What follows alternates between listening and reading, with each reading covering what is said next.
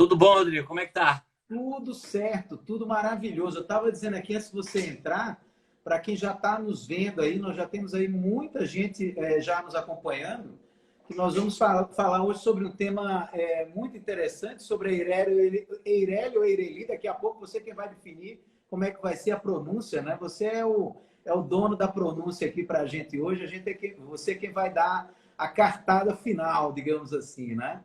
Mas, e hoje eu estava dizendo que nós vamos fazer esse bate-papo bacana sobre esse tema e sobre o julgamento que nós tivemos recentemente no Supremo, né? Acho que terminou na sexta-feira, né? Que você tem muita informação sobre esse ponto e daqui a pouco a gente trata sobre ele especificamente. E também uma outra curiosidade que acaba interessando muito a quem trabalha com direito sucessório no Brasil, não só a Eireli, o Eireli, mas também as sociedades limitadas unipessoais, né, que tem muito a ver com as organizações patrimoniais que a gente faz hoje, né, no âmbito do direito sucessório. E eu diria que, levando em consideração o que nós temos hoje nesse assunto no Brasil, nós não poderíamos estar com uma pessoa mais balizada do que você para tratar sobre o tema, né? Aliás, eu vou me permitir aqui, André, fazer uma apresentação sua, até para ficar aqui. Eu sei que nós vamos estar aqui ao vivo agora no Instagram, mas também nós vamos ser, certamente, muita gente vai nos assistir também depois lá no YouTube, do Direito Civil Brasileiro. E é importante que todo mundo, para quem não lhe conhece, eventualmente, aliás, o professor André Santa Cruz tem um Instagram movimentadíssimo também, que é o prof.andré.santacruz. Quem puder seguir aí, sigam também o professor André Santa Cruz lá. Mas André é doutor em Direito Comercial pela PUC de São Paulo, é mestre em Direito Processual Civil pela nossa queridíssima Universidade Federal de Pernambuco, é pós-graduado em Direito da Economia e Empresa pela FGV no Rio de Janeiro, pós-graduado em Direito da Concorrência pela FGV de São Paulo, é bacharel em Direito lá pela nossa UFPE também, professor de Direito Empresarial e Econômico do Centro Universitário IESB, no Distrito Federal, onde André hoje é radicado, né?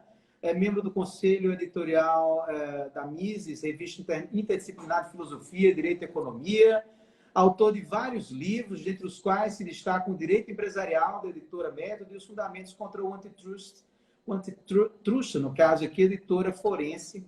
E ainda André também é procurador federal da Advocacia Geral da União.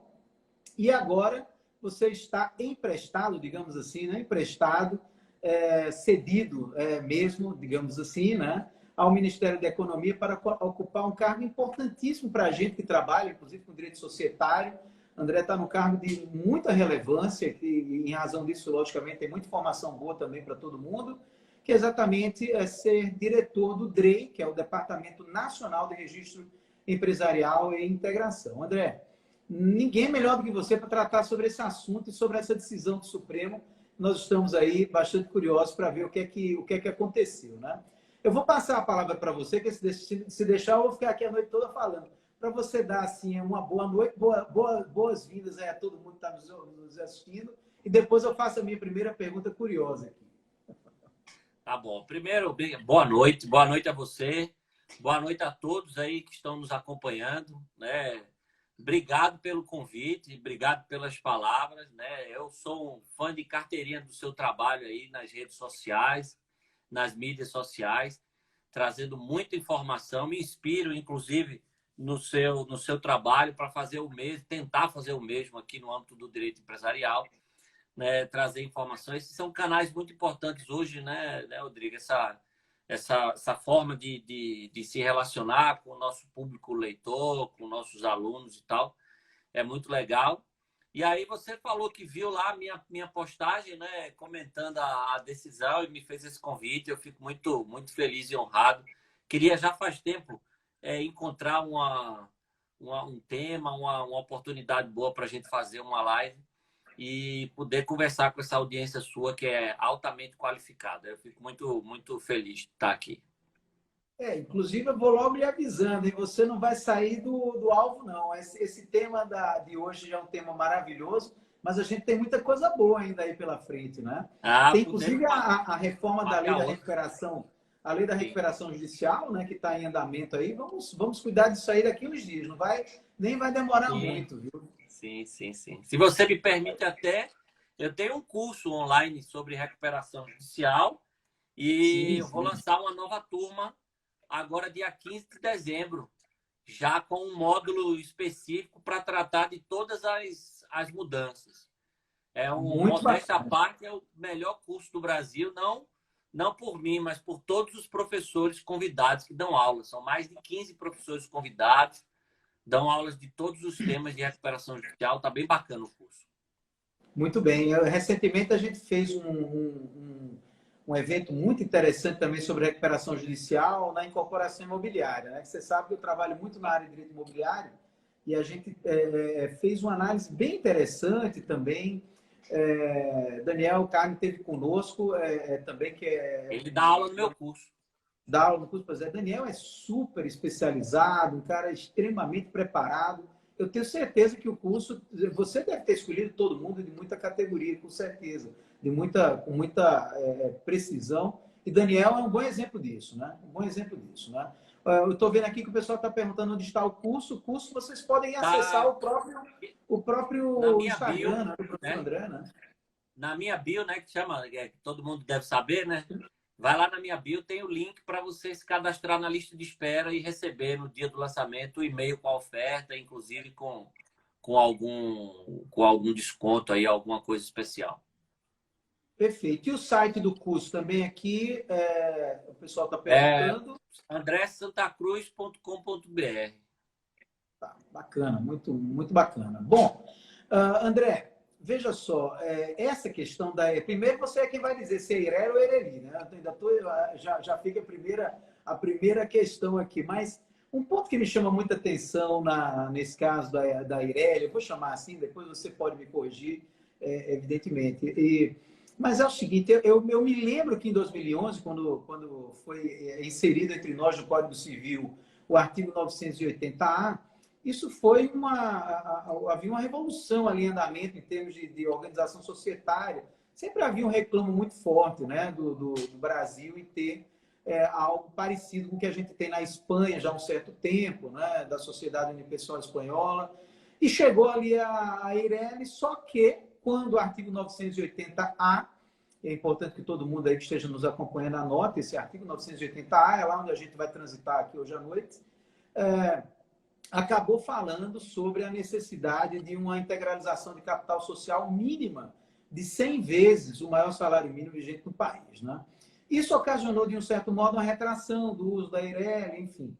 Eu queria que você dissesse para a gente, assim, para quem nunca estudou o tema, né? Primeiro, o que é o Eireli, propriamente, né? E depois o motivo pelo qual nós tivemos aí um piso, na verdade, uma limitação, um piso, né, de integralização de capital na Eireli, né? Vamos lá. Até 2011, né, ano em que foi editada lá a lei que alterou o Código Civil para criar a Eireli, eu tenho chamado de Eireli, embora o certo me parece. Aí a gente tem que ver com alguém que seja mais especializado aí na língua portuguesa, na nossa querida, inculta e bela. Mas me parece que o correto seria Eireli, né? Mas de tanto ouvir as pessoas falarem Eireli, eu acabei me corrompendo e comecei a chamar de Eireli também. Engraçado é que uma vez eu estava numa palestra, acho que em Curitiba, tudo, eu falei nessa brincadeira assim, rapaz, a Eireli é uma jabuticaba tão grande, né? Já já eu comento porque ela é essa jabuticaba, que a gente não sabe nem chamar. Assim, uns dizem que é Eireli, outros Eireli. Aí alguém na plateia falou assim, para mim é Eireli. Terceira Mas, via. mas enfim. Então, assim, até 2011, quem queria empreender tinha duas opções, né, Rodrigo? Ou empreendia como empresário individual, ou empreendia constituindo uma sociedade empresária. No caso aí, uma limitada, que é o tipo societário mais usado. Empreender como empresário individual tinha uma vantagem, que você não precisava de sócio, né? Você não precisa de sócio se você é empresário individual. Mas tem uma desvantagem, que é a não limitação da responsabilidade, né? A ausência de separação patrimonial, porque você não tem criação de pessoa jurídica, e, consequentemente, a não limitação de responsabilidade. Se você vai empreender constituindo uma sociedade, você tem a vantagem da separação patrimonial e da limitação de responsabilidade, mas você tem a desvantagem de ter que ter um sócio. E, às vezes, o empreendedor não quer. Simplesmente ele não quer ser sócio de ninguém. Você que é advogado sabe. Sociedade, às vezes, começa tudo numa boa, mas para dar um problema, como foi ali, já voltou. Né? Então, havia um reclamo, como você muito bem colocou, há muito tempo, né, para se criar algum mecanismo que permitisse que alguém que empreende sozinho limitasse a sua responsabilidade, né? E no mundo todo isso já existia há bastante tempo. Você tem uma ideia? A diretiva da Comunidade Econômica Europeia sobre sociedade limitada unipessoal é de 1989, né? Em vários, até em ordenamentos jurídicos vizinhos aqui na América do Sul, você já tem figuras semelhantes há bastante tempo, e o Brasil não tinha, né? Toda tentativa de criar ou a sociedade limitada unipessoal ou o empresário individual de responsabilidade limitada acabava sendo barrada no Congresso Nacional ou morria em veto presidencial. Isso aconteceu algumas vezes. Então, havia esse reclamo para criar uma forma de limitar a responsabilidade de quem empreende individualmente. Enquanto não saía isso, o que é que se fazia? Sociedade limitada com 99% das cotas em nome de uma pessoa e 1% das cotas em nome de outra. O que não representava nenhuma ilegalidade, nem representa hoje, né? Porque não há exigência de um percentual mínimo, mas que todos nós sabemos que era um drible, digamos assim, no atraso da nossa legislação societária. Então, em 2011, finalmente, essa questão vai ser resolvida, só que aí vou opinar, vou tomar a liberdade de opinar. Foi resolvida, penso eu, da pior forma possível, né? Porque nem se criou a sociedade limitada unipessoal, que para mim era o mais correto, você simplesmente eliminar a necessidade de pluralidade de sócios na sociedade limitada, nem se fez uma figura que seria a limitação de responsabilidade do empresário individual. Criar um patrimônio de afetação ali e tal, né? Optou-se, por isso que eu chamo de jabuticaba, optou-se por criar a Eireli. Uma coisa que não é nem empresário individual, nem sociedade. É um meio termo ali, que foi até o entendimento que acabou se consolidando a respeito do assunto. A Eireli foi criada, a despeito de todos esses problemas, viu, Rodrigo? Ela foi um sucesso, tá? Ela foi um sucesso. O número de empresas individuais de responsabilidade limitada criadas assim, foi muito grande, até hoje ainda é. Né? Ainda existem muitas Eireli registradas. Então, a Eireli foi criada. Ocorre que se criou a Eireli exigindo-se a necessidade de integralização de um capital mínimo. E a ideia qual era? Era que, não, como você está limitando a responsabilidade e o capital, querendo ou não, para muitos é uma garantia dos credores, né? Então é preciso ter um capital mínimo para que você tenha um mínimo de garantia aos credores. A preocupação sempre vem de onde? Do fisco, né?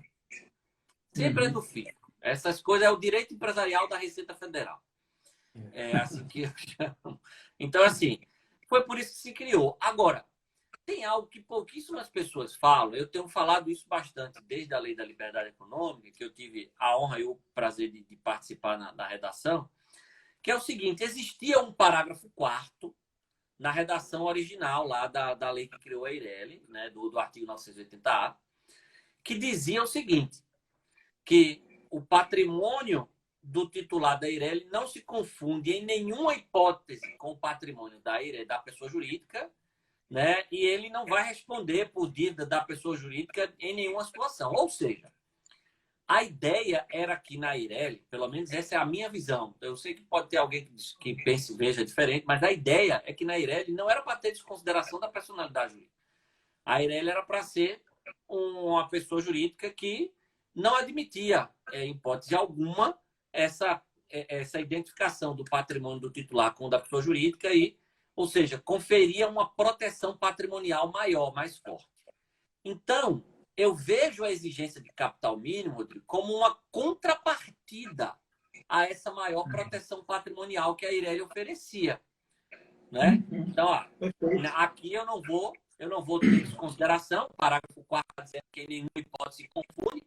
Agora, em contrapartida, eu vou exigir uma indenização mínima de capital. Eu não faço nenhum outro tipo societário. O problema é que o parágrafo 4 foi vetado na época. E você não pode ter veto parcial. Então, o parágrafo único não podia ter sido... você não podia vetar o parágrafo único só na parte que ele exigia o capital mínimo. Então, o parágrafo único acabou se mantendo e o parágrafo 4 foi vetado. Então, a Eireli ficou numa situação estranha, tendo a exigência de capital mínimo, mas sem nenhuma contrapartida positiva. Verdade. Entendeu? Porque o parágrafo 4 já quando da entrada em vigor ali da Lei 12.441, ele já foi vetado ali, já... Ele nunca chegou a valer essa observação porque hoje voltou, né, de um certo modo. Né? Foi. Aí o que a gente fez? A gente, na Lei da Liberdade Econômica, a gente tentou ressuscitar o parágrafo 4º como parágrafo 7º agora, só que a gente fez uma coisa de diferente. A gente colocou uma parte final lá, tipo, salvo em casos de fraude, né? Sim. Por quê? Porque se não colocasse, ia ser vetado de novo, né? Muito provavelmente. E aí, a grande questão hoje é interpretar essa parte final do parágrafo 7º, salvo em caso de fraude. Eu tenho defendido que nós não devemos interpretar essa parte final como a desconsideração da personalidade jurídica. Tem que ser algo mais pesado, mais forte. Por quê? Porque a ideia é que a Eireli tenha uma proteção patrimonial maior para o seu titular, como uma contrapartida à exigência de capital mínimo, né? Sim. Agora, interessante. Acho difícil que os juízes assim interpretem. Eu creio que vai continuar se aplicando a desconsideração à Eireli. E aí, não adianta de nada. A exigência de capital mínimo ela continua sendo só um ônus sem bônus. É verdade. Inclusive, em relação mesmo às questões trabalhistas, né? E as questões tributárias, acaba se alcançando, né, de um certo modo, o patrimônio mesmo do investidor, digamos assim. Sim. No Brasil, você sabe muito bem. Eu me lembro que uma vez no escritório eu recebi um alemão, só para a gente descontrair um pouco, e o alemão me fez duas perguntas bem complicadas. Né? A primeira era a seguinte: Rodrigo, me diga uma coisa, no Brasil existe sociedade limitada? Né? Eu digo, olha, por que você está perguntando isso? Não, porque eu vim aqui para o Brasil investir o meu capital aqui num restaurante, né? Ele montou um restaurante no Brasil, depois houve um problema sério mesmo lá, econômico, no restaurante dele, ele teve que fechar, e vieram as ações trabalhistas, né? E nas ações trabalhistas, o dinheiro dele foi alcançado com as penhoras trabalhistas, né? Ele disse, poxa, na Alemanha, sociedade limitada está limitada ao capital investido. E foi lá onde surgiu, né? Foi lá onde surgiu, inclusive, né? Depois da Primeira Guerra Mundial, né? Foi justamente para incentivar o empreendedor, né? Aquele que estava querendo ficar protegido, né? Pela própria limitação de responsabilidade da sociedade limitada. Enfim, então ele me perguntava. Então a resposta é: no Brasil existe sociedade limitada? Existe, mas está faltando, né? Na verdade, tem um livro, Rodrigo, se você me permite indicar aí para você deve conhecer, mas para toda a sua audiência qualificadíssima, tem um livro do professor Bruno Salama, que é um grande expoente aqui no Brasil da análise econômica do direito. O Bruno Salama tem um livro excelente, que eu sempre falo nesse livro, já virou um clichê sempre que eu falo sobre esses assuntos, que se chama O Fim da Responsabilidade Limitada no Brasil. E nesse livro, o Bruno mostra justamente isso. Ele diz, a responsabilidade limitada, tal como pensada lá no decreto de 1919, né, que é aquele antigo decreto que cuidava da limitada, ela não existe no Brasil. Ela já faz um bom tempo que ela não existe no Brasil. É verdade. Se for considerar assim, né? você vê o próprio, as próprias questões trabalhistas e fiscais fizeram com que a gente tivesse uma relativização enorme em Isso. torno do Aí conceito, depois né? tem também o direito do consumidor. Aí os consumeristas, eles ficam Sim. com raiva de mim, porque eu critico. Mas assim, eu acho, quando a gente estava fazendo a lei da liberdade econômica, eu fui uma das vozes, eu defendia que a gente tinha que mexer no 50, como a gente fez, né, no artigo 50, e revogar todas as outras regras sobre desconsideração. Tem que ter uma só. Porque Centralizar, né? senão você fica, como o professor Fábio Lioa Coelho bem explicou há muitos anos, você fica tendo várias teorias da desconsideração no Brasil.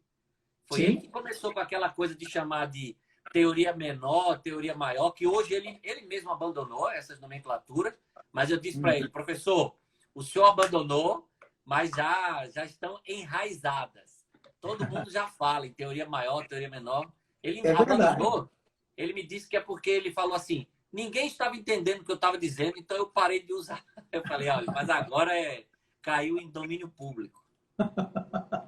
Agora, a outra pergunta que o alemão me fez, só pra, essa sim para a gente descontrair mesmo, foi a seguinte: qual é a distinção entre ponto facultativo e feriado no Brasil? Eu digo, olha, o senhor não faça pergunta difícil, porque eu não sei responder. Essas duas não, realmente não tem resposta.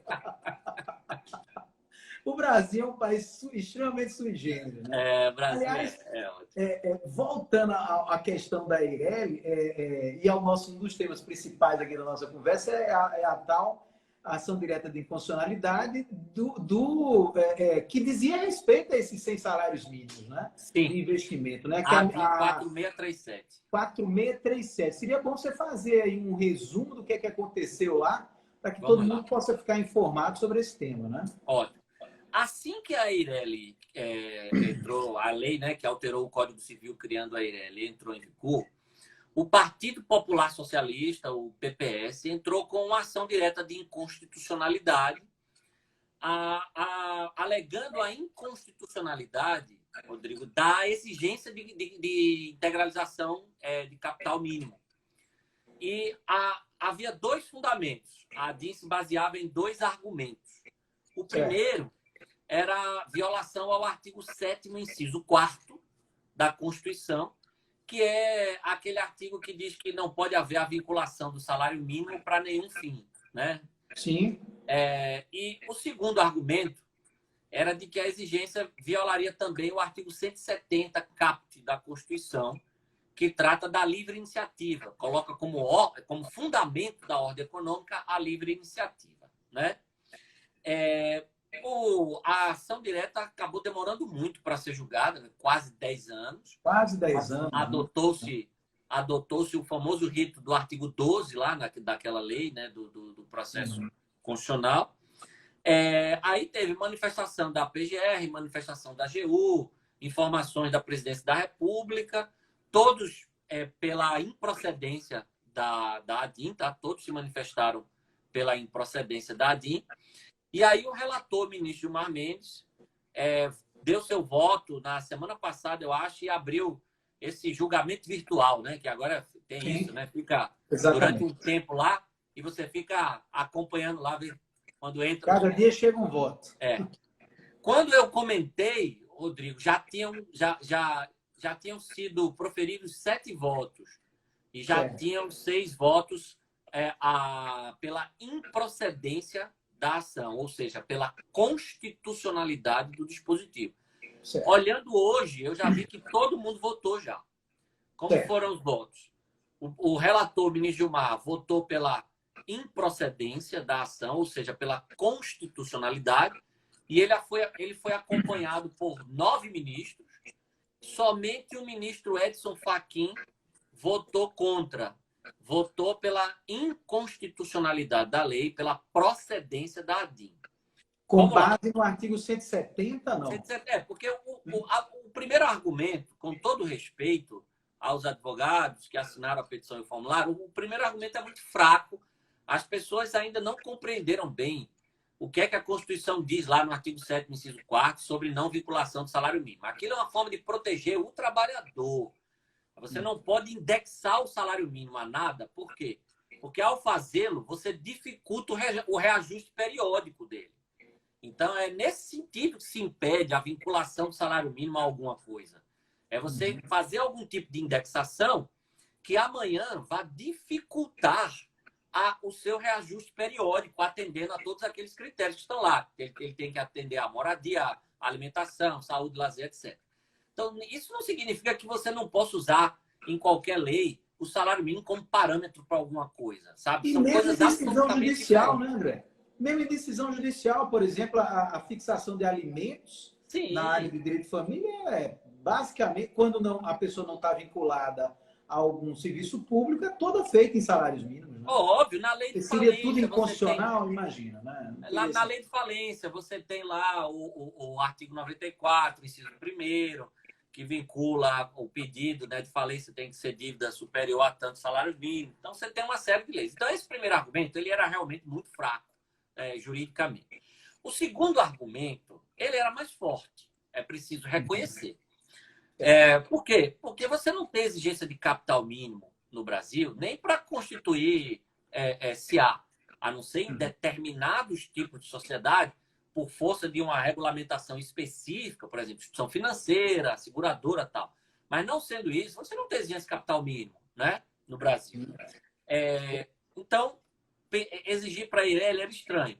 Tem aquele argumento que eu falei, que era ser a contrapartida da maior proteção patrimonial. Mas, enfim, o fato é que esse argumento era mais forte. O ministro Gilmar Mendes afastou esse argumento, e eu concordo até. Eu acho que, vou antecipar a minha opinião, eu acho que a exigência de capital mínimo, sem a contrapartida positiva da maior proteção patrimonial, acaba tornando essa regra inócua, é uma regra que não faz sentido na prática, mas não me parece haver inconstitucionalidade. Por quê? E aí eu concordo com o ministro Gilmar. Ele disse o seguinte, ele disse, haveria inconstitucionalidade por afronta à livre iniciativa se a exigência fosse para o exercício da atividade econômica em si. Mas a exigência é para que você exerça a atividade econômica utilizando uma determinada forma oferecida pelo ordenamento jurídico. Então, você não está impedido de exercer a atividade econômica se você não tem um capital mínimo sem salário mínimo. Você pode ser empresário individual, você pode constituir uma limitada, né? Você tem outras formas. A Eireli é que restringe isso. Por quê? Por conta de uma opção legítima do legislador. O voto do ministro Gilmar, diga-se de passagem, é muito bem fundamentado, tá? Com menção a direito estrangeiro. Ele afirma que, tem um argumento dele que é muito interessante. Ele diz assim, a Eireli estava surgindo, era um instrumento novo. Então, recomenda-se a prudência no uso do instituto. Então, você entendeu que ali era necessário um capital mínimo. Pode ser até que no futuro, se entendesse que não era mais necessário, tanto que tem um PL tramitando para tirar essa exigência. E aí ele diz assim, eu entendo, portanto, que na época, até como um mecanismo de prudência, a opção do legislador foi legítima. Então, me parece que o argumento dele para afastar a inconstitucionalidade foi correto. E aí ele foi seguido por 9 ministros. O ministro Fachin votou no sentido da inconstitucionalidade justamente, como você bem colocou, pela violação à livre iniciativa. Ele entende que foi uma restrição.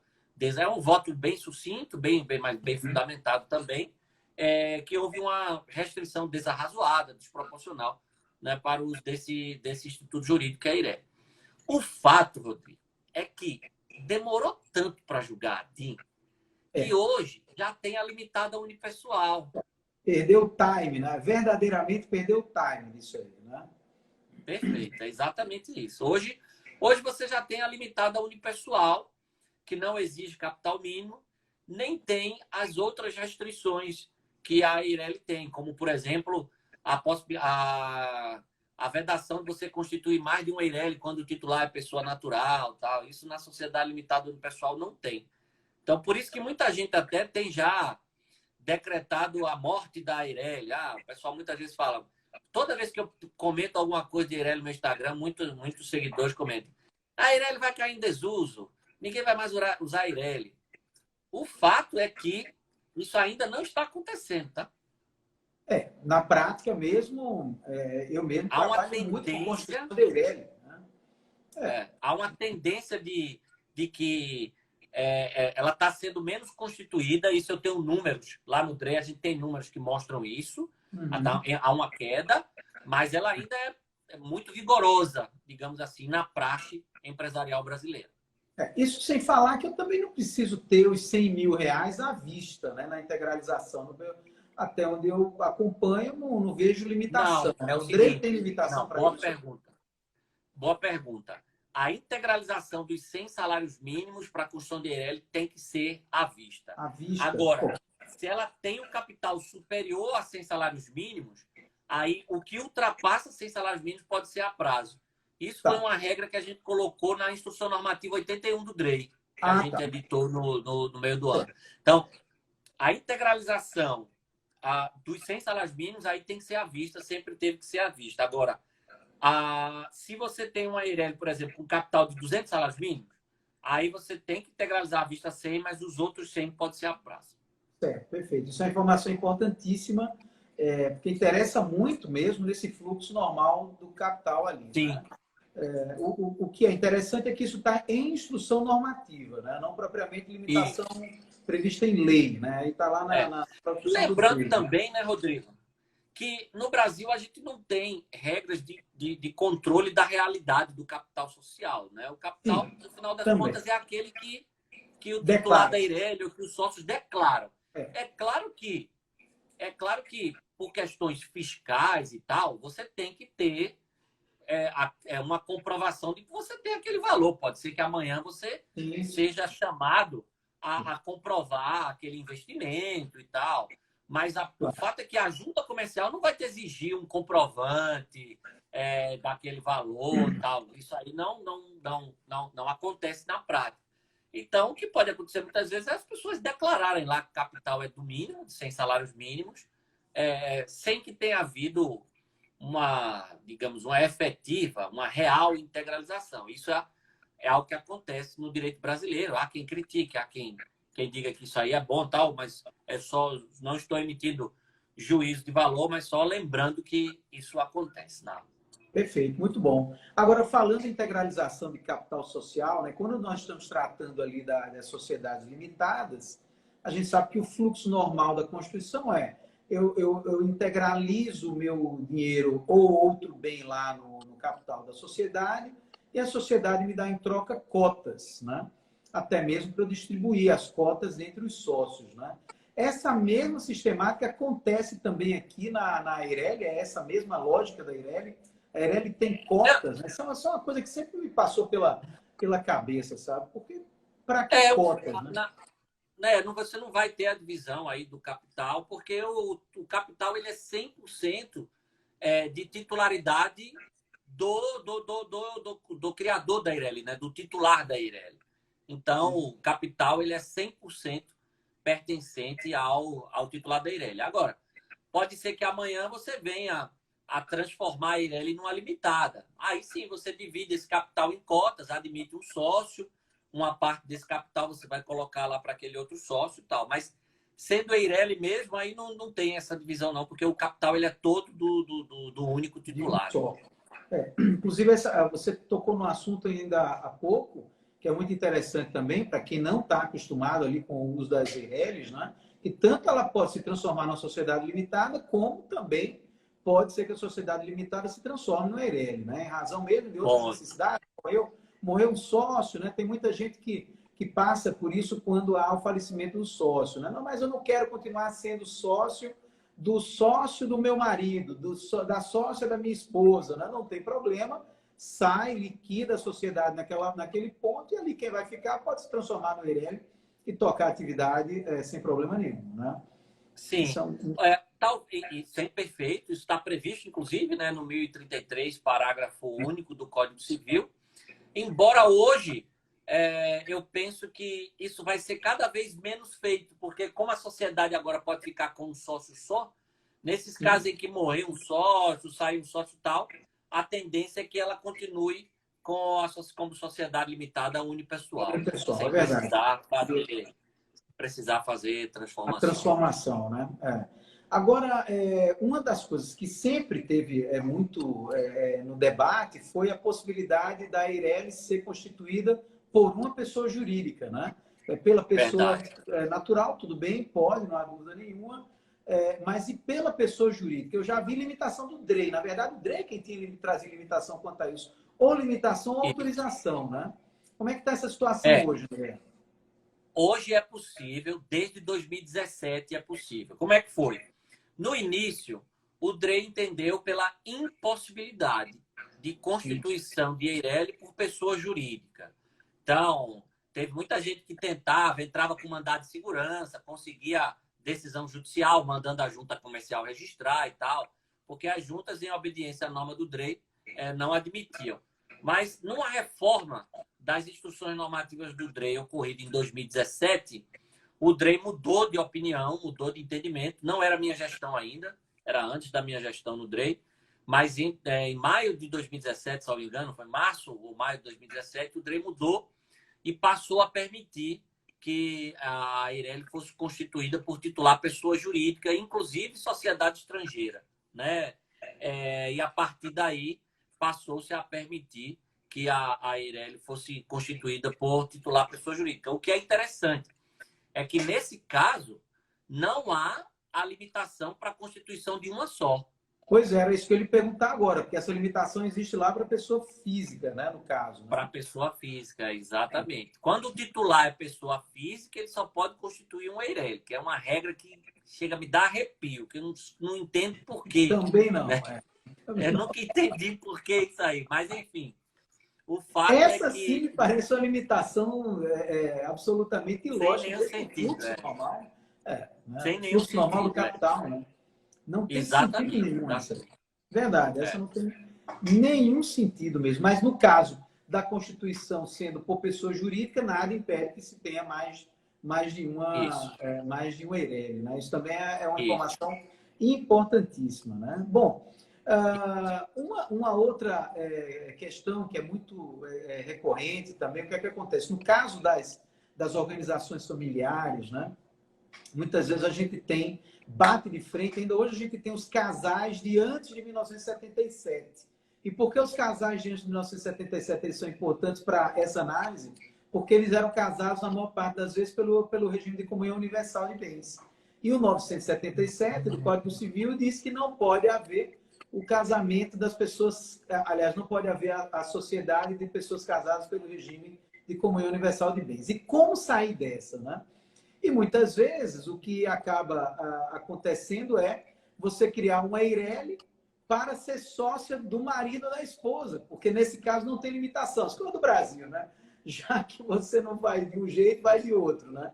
Ou mesmo fazer um SA, não quero entrar nesse debate, não vou entrar na discussão ali delimitada se pode ou não pode, vamos fazer o seguinte, faça um SA entre o marido e a esposa e ponto final e já acaba a discussão. Mas se eu quiser continuar sendo uma limitada, eu posso fazer uma limitada sendo um sócio EIRELI, que é a EIRELI do marido ou da esposa, e a outra sócia sendo o marido e a esposa. Eles um passa a ser pessoa jurídica, outro passa a ser pessoa física, sai da limitação do 977. É uma coisa assim surreal. Mas, de todo modo, isso se faz muito, né?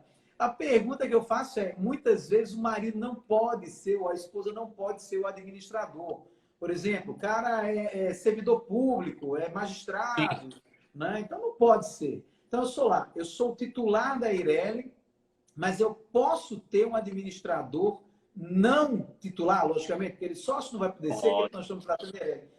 No mesmo formato, né, que é o artigo 50, inclusive o dado de desconsideração, diz, olha, eu vou desconsiderar e chegar no sócio ou nos administradores, né? No patrimônio sócio administrador. Ou seja, eu posso ter administrador não sócio, a lei autoriza o administrador não sócio. E no caso da EIRELI também, né? Não viria problema nenhum. Também. Né?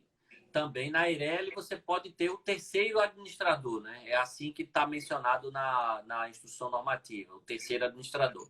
Então, você pode ter uma EIRELI constituída por alguém que é um servidor público, por exemplo, ou um incapaz. A EIRELI, a instrução normativa deixa claro que o titular da EIRELI pode ser um incapaz, desde que você tenha um terceiro administrador, né? No caso aí do incapaz, capital integralizado, né? E que ele tem que estar lá representado ou assistido, né? Muito bem. Agora vamos mudar um pouquinho aqui a nossa conversa, só para a gente partir para a parte final já, porque o tempo passa rápido demais, impressionante. E a gente analisar as questões da sociedade limitada unipessoal, né? Essa que entrou aí, eu acho que tem até um DNA seu nessa história, viu, André? Como você Tem. trabalhou muito lá na Lei da Liberdade Econômica, ou no anteprojeto, né? Imagino que você deva ter pensado aí. E, aliás, foi isso que acabou com a decisão do Supremo também, que o Supremo demorou tanto que você foi Demorou mais rápido tanto no que... gatilho do que o próprio Supremo.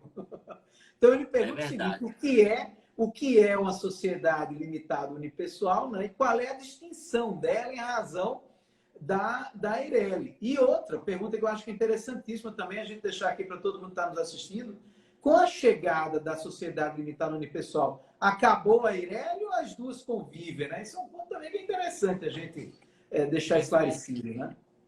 Perfeito. Pois é.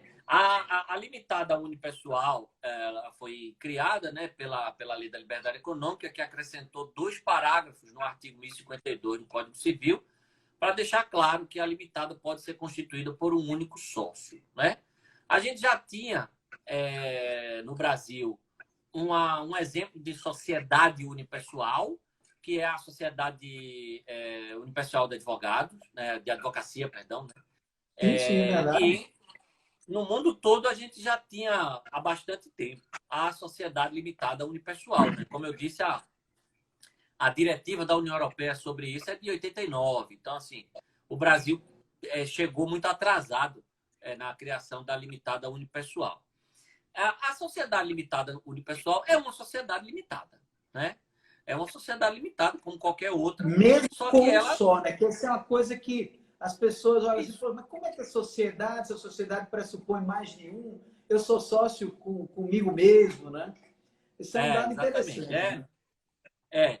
O fato é que, na verdade, se a gente for se apegar a questões conceituais, a gente vai Terminologia, encontrar né? problema. Quem quiser eventualmente escrever um artigo, essa coisa, a academia é legal porque nos permite essas divagações, tal, né? Quem é mais pragmático às vezes não gosta muito disso. Eu acho que é importante até. A academia tem esse papel de tá sempre nos exigindo a perfeição ali, mostrar certas... Quem quiser eventualmente questionar esses aspectos conceituais, vai ter argumento para alegar. Mas a questão é, pragmaticamente, Rodrigo, o que é uma pessoa jurídica? Né? O que é uma sociedade? Vou pegar o caso das sociedades empresárias. Né? É uma técnica de separação patrimonial para segregação de risco e incentivo ao exercício de atividade econômica. Há uma questão de análise econômica do direito aqui, muito interessante. Né? O que é uma pessoa jurídica? É um meio que o ordenamento jurídico oferece a alguém que quer empreender, dizendo o seguinte, ó, você quer empreender? Está na dúvida se empreende ou não? O cara fala, tô. Por quê? Porque é arriscado, né? Pode ser que não dê errado, toda atividade empresarial envolve o risco. Aí o ordenamento jurídico, conversando com esse empreendedor, fala assim, mas vem cá, eu vou te oferecer um mecanismo aqui, que você vai investir um capital e que se der errado o empreendimento, você só vai perder o que investiu. Né? Vou criar uma coisa chamada pessoa jurídica, que no caso aqui é uma pessoa jurídica do tipo sociedade, e aí você vai colocar esse dinheiro aqui, vai investir para empreender. Deu errado, você só perde o que você investiu. Salvo se você tiver cometido algum abuso. Abuso por desvio de finalidade ou por confusão, aí eu vou atrás dos seus bens pessoais também. Mas se deu errado, sem que você tenha praticado nenhum abuso, você só perde o que você investiu. É uma forma... Aí o cara faz, opa, não, então agora eu vou me sentir mais à vontade para investir uma parte do meu capital para empreender. Ou seja, historicamente, e no mundo todo é assim, o professor Bruno Salame explica isso muito bem no seu livro, naquele livro. A criação de uma pessoa jurídica, ela é nada mais, nada menos do que uma técnica de separação patrimonial e segregação de risco, que funciona como uma forma de você estimular e incentivar a atividade econômica. E isso é bom para o país, né? Porque quanto mais pessoas se dispuserem a investir um capital para exercer a atividade econômica, nós estaremos gerando mais empregos, nós estaremos melhorando o entorno daquela comunidade onde uma empresa foi aberta, nós estaremos gerando divisas para o país por meio de tributos que serão pagos e tal. Então, no final das contas, criar uma pessoa jurídica é isso. Então, ao permitir a sociedade limitada a unipessoal, vamos tentar deixar de lado as questões conceituais. É uma forma de você permitir que uma única pessoa exerça sozinha a atividade e limite sua responsabilidade. É isso. É isso que a E gente no quer. caso da Eireli, a Eireli permanece, mas com distinções, no caso, né? Com Essa é uma aspectos ótima distintos. pergunta. Essa é uma ótima pergunta. Muita gente falou, por que vocês não acabaram com a Eireli, uma vez que Sim. vocês criaram a limitada unipessoal? Isso chegou a constar numa das versões do PLV da medida provisória 881, viu, Rodrigo? Vou contar uma história de bastidores aqui. Certo. Só que, na época, o que é que a gente pensou? Você ia criar... Você tem, assim, milhões de Eireli constituídas no Brasil. Eu acho que o número é de milhões, eu não lembro de cabeça agora. Então, você ia Certo. criar uma obrigatoriedade de todo mundo que já constitui o Eireli de se transformar numa limitada. Transformar custo Criando um disso, custo né? de Custo transação. Brasil grande, né? Exatamente. Então, o que é que a gente pensou? A gente pensou o seguinte, ó, vamos criar a limitada no pessoal. Se o mercado quiser voluntariamente migrar para essa nova figura, eles vão poder fazê-lo. Se eles não Perfeito. quiserem, a Eireli já está lá, muito bem, obrigado. Se Sabe? eu tivesse Se podido amanhã, opinar lá nesse dia, eu tinha opinado nesse sentido. se daqui a 10 anos a Eireli cair em desuso e ninguém mais usar a Eireli, beleza, ela vai estar lá prevista no papel. Até hoje a gente tem as comandita que estão lá, Sim, que ninguém usa, mas está lá, não causa prejuízo a ninguém. Só verdade, causa bem prejuízo a uma lembrado. pessoa, ao concurseiro, coitado, que tem que estudar, porque cai na prova e ele tem que saber. Mas É a tirando aula o que o cara mais concurseiro, dorme na aula, né? A aula de direito empresarial, falando da é, sociedade comandita simples e por ações. é, E nome mas o coletivo coitado também, não esqueçamos também. não coletivo, não coletivo. São sociedades que não são constituídas na prática, mas que estão lá. Então, a gente entendeu que poderia conviver e tal. Quem sabe no futuro, daqui a muito tempo, que todo mundo já não constitua mais Eireli, toda a limitada no pessoal, aí pode ser que se acabe e tal. Mas seria criar um custo desnecessário. Muito interessante. Você veja que hoje, se a gente fosse categorizar, trazer as categorias aqui para todo mundo que está nos assistindo aí, ficar isso com muita clareza na cabeça, hoje nós temos a Eireli, desde 2011, temos a Sociedade Limitada Unipessoal e temos o empresário individual. Né? E me Sim, parece aí que a figura do empresário individual também não sumiu, evidentemente, ela está preservada, mas no caso do empresário individual, a responsabilidade é de cara ilimitada. Me parece que é isso, ilimitada. inclusive, que faz a distinção. Sim, Né? Nós temos Eireli, responsabilidade limitada, sociedade limitada unipessoal, responsabilidade limitada, e empresário individual, responsabilidade ilimitada. Né? E isso. no caso também, pelo E o que eu empresário entendi aí individual que é o você que mais estava. tem na prática. Pois é, o empresário É o que mais individual, né? tem disparado é empresário individual. Por quê? Porque há alguns anos o governo federal é, é, entendeu que deveria adotar uma política pública de regularização daquelas pessoas que empreendiam informalmente. O ambulante lá que vende pipoca, o cara que é O sabe, o autônomo. microempreendedor, É, microempreendedor, né, E aí digamos. se criou essa qualificação jurídica, essa qualificação que é o MEI, o microempreendedor individual. É uma política pública, porque se você parar para pensar, muitos MEIs não são tecnicamente empresários, né? Sim. Pela dicção do 966 do Código Civil, mas foi uma opção de política pública do legislador brasileiro, né? Do governo brasileiro, na verdade, de criar essa forma de, como é que eu posso dizer, formalização de pessoas que atuavam na informalidade. Então, Sim, hoje, verdade. muita gente que é MEI não é, na verdade, empresário, tecnicamente Deveria empresário. ser micro não empresário, né? Micro É, não empresário, uma lá outra nos coisa. termos do 966. É verdade. Mas o governo federal quis usar essa política pública e o fato é que hoje o número de empresários individuais é assim, 90% dos registros são empresários individuais, até porque o MEI ele tem um processo de registro muito simples, né? Você não vai na junta comercial, você faz direto no portal do empreendedor. É um formulário eletrônico, você preenche em meia hora, você está lá com o seu CNPJ na hora, né? E tal. Então, você tem a figura do empresário individual, como você bem disse, mas aí a responsabilidade é ilimitada. Ilimitada, né? E só para a gente encerrar, ainda agora há pouco eu falava da Ireli e do administrador não sócio. Aqui na sociedade limitada unipessoal, me parece que seria a mesma hipótese, né? Sim. Não seria problema nenhum ter um não sócio administrando, né? Aqui, no caso, seria sócio mesmo, mas teria que chamar sócio, né? Embora seja um sócio unitário, Você né? tem o sócio, e aí você vai ter o administrador não sócio, na Não limitada sócio, pessoal. nesse caso, Na Ireli, a nomenclatura é titular, o titular da Ireli, e o administrador é um terceiro administrador, o administrador não titular. Que seria uma terceira distinção entre Ireli e Sociedade Limitada Unipessoal, já que no caso da Sociedade Unipessoal não precisa dos 100 salários, não tem limitação de quantas você pode constituir, e a terceira seria essas nomenclaturas que você acabou de dizer. Né? Perfeito. Muito bacana. André, é impressionante como o tempo voou. Eu estou aqui sem acreditar, nós estamos já com 55 minutos aqui, o Instagram vai tirar a gente do ar. Eu vou passar a palavra para você se despedir, logo em seguida para eu lhe agradecer a sua presença aqui conosco. Mas você já com a palavra, viu?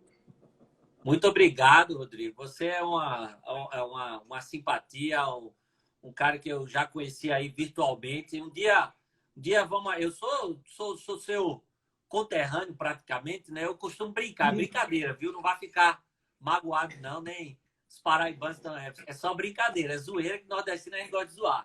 Eu brinco sempre, eu digo que a Paraíba é uma das cidades mais bonitas de Pernambuco, junto com Recife, Olinda, Rio Grande do Norte e Alagoas. Mas é só uma brincadeira, porque eu sou pernambucano e a capitania hereditária de Pernambuco ela era enorme, né? Ela pegava toda essa parte, ela foi sendo dividida quando havia aquelas revoltas. O pernambucano era naturalmente um povo que não se sujeitava ao império, tá? A coroa. Mas assim, eu sou apaixonado por João Pessoa, pela Paraíba, ia muito na minha adolescência, na minha juventude, aí, porque é muito perto, né? E tenho grandes amigos aí, e um dia que eu for aí, a gente se encontra pessoalmente. Ó. Muito obrigado pelo convite, agradeço demais, o papo foi excelente, por isso que voou. Agradeço a essas quase 100 pessoas que nos acompanharam aí o tempo todo, é muito bom. Espero que tenham gostado aí do conteúdo e vamos marcar outras, meu amigo. Vamos lá. Daqui uns dias a gente vai estar de volta sobre a recuperação judicial, que eu acho que é importante a gente falar dessas reformas todas. E claro que quem está nos escutando também não deixe de fazer o curso com o professor André sobre esse tema da recuperação judicial, que é muito importante, né? É um tema que é muito usual hoje. A gente está passando por todo esse problema da pandemia, né? Então, as empresas com uma certa dificuldade ou com muita dificuldade, né? Precisa todos nós estarmos atentos a isso. André, olha, muito obrigado também por ter dedicado esse tempo aqui conosco. Eu quero lhe dizer que eu sou apaixonado por Pernambuco, viu? Pernambuco é um estado que me traz tantas boas lembranças e tantos bons relacionamentos que eu acabei casando com uma pernambucana. Então, eu sou um meio pernambucano. Assim, eu casei com olindense, justamente para olhar para ela dizer assim, Olinda, né? Como se dizia quando Olinda foi criada, né? Lá atrás. Pessoal, olha, muito obrigado também pela presença de todos vocês aqui conosco. Realmente, como o André disse, a audiência altíssima aqui o tempo todo. Eu fico muito feliz. E nós vamos deixar aqui disponível no YouTube do Direito Civil Brasileiro e no Instagram também aqui, para quem quiser ver depois, ou rever, tirar algumas dúvidas, enfim. É um papo de conteúdo muito bacana que vale a pena realmente ser visto. Um abraço grande, bom descanso para todo mundo e até a próxima aí. Tchau, valeu, tchau. Amigo. Abraço, pessoal. Grande abraço.